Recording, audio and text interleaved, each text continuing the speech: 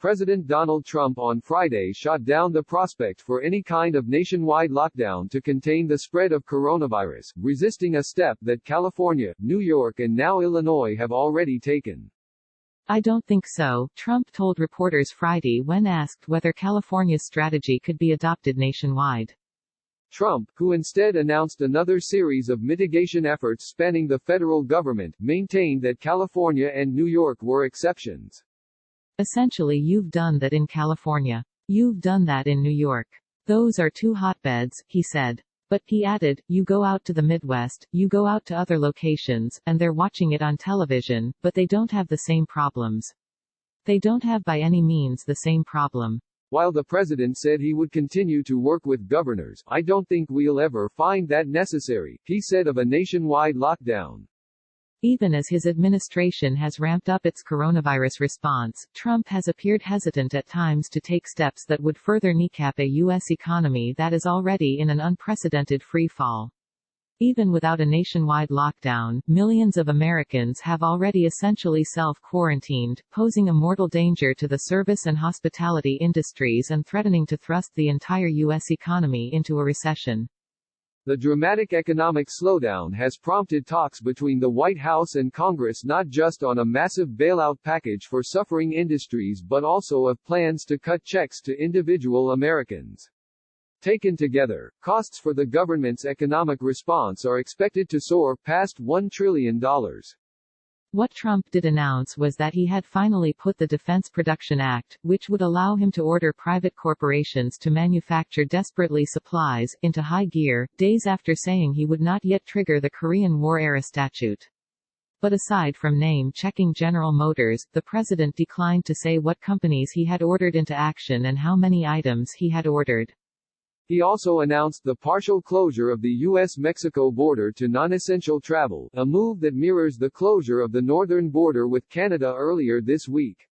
Trump rolled out a number of new measures aimed at providing relief to American consumers as well, saying the Education Department would allow federal student loan borrowers to suspend payments for at least 60 days and that the IRS is pushing back its deadline to file taxes by 3 months. The president and his coronavirus task force were repeatedly questioned throughout the nearly 90-minute briefing on everything from their failures to produce widespread access to test kits for the respiratory illness to healthcare workers' unmet pleas for personal protective equipment or treatment machines like ventilators. But a day after saying that it was states' responsibility to procure supplies, and that the federal government was not a shipping clerk, Trump signaled a move to nationalize the supply chain and improve the allocation of resources for health care providers. He announced that the Federal Emergency Management Agency would take over emergency response, asking governors to coordinate with their regional FEMA administrators. Experts had urged such an approach because the federal government has powers to boost production that states do not, and a federal approach can allocate scarce goods to the places that need them most, not just the state that calls up manufacturers fastest. Trump alluded to that dynamic on Friday. "We need certain equipment that the states are unable to get by themselves," he said. "So we're invoking the Defense Production Act to use the powers of the federal government to help the states get things that they need, like the masks, like the ventilators." Still, the new approach appeared to be uneven. Asked about concerns raised by Gov. Charlie Baker of Massachusetts, a Republican, a day earlier that the federal government was outbidding states for critical supplies, Trump acknowledged such occurrences but contended that smart states call and tell the government to withdraw its bid. Trump insisted that there were millions of supplies, including masks and ventilators, heading to states. And while he did not offer many details on that front, manufacturing giant 3M announced during the briefing that it has doubled its global output of coveted N95 respirator masks since the outbreak began, increasing its output to an annual rate of over 1.1 billion per year, or nearly 100 million per month. But the president also wrongly suggested entities like shuttered car factories could be retrofitted instantaneously to accommodate the need for supplies, a reconfiguration that in reality could take almost a year. "We're getting calls from automobile companies. We're getting calls from other companies saying they have plant capacity," Trump said. "They want to make ventilators, they want to make other things. We are literally being besieged, in a beautiful way, by companies that want to do the work. The task force also continued to defend its coronavirus testing lags, and despite Trump's top expert on infectious diseases, Dr. Anthony Fauci, conceding earlier Friday that clearly, more needs to be done to expand the availability of testing kits, Trump denied that access to kits was an issue. We're hearing positive things about testing, Trump asserted to reporters, despite anecdotes all over from those who say they are exhibiting symptoms of the disease and still cannot get tested. When pressed on the issue, Trump shot back with a dig at the reporter personally and telling her, "Yeah, well, okay, I'm not hearing it."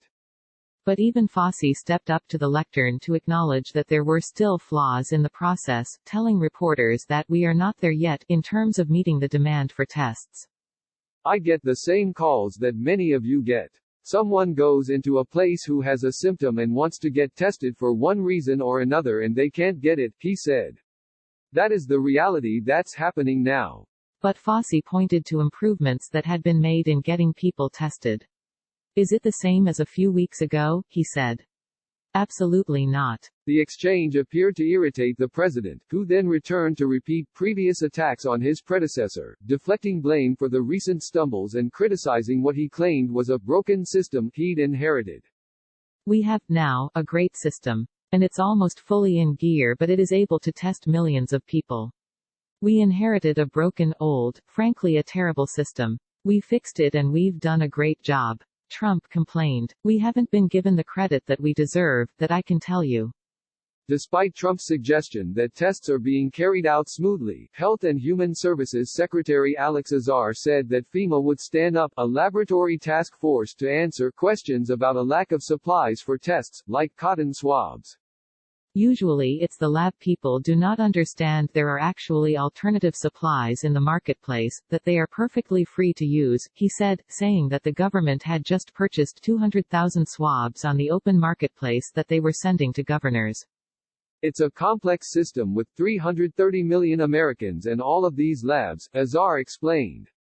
So sometimes there's a lab that doesn't understand how much flexibility they have and how much supply there is out there. We're working through the new FEMA Integration Center to help correct that for folks.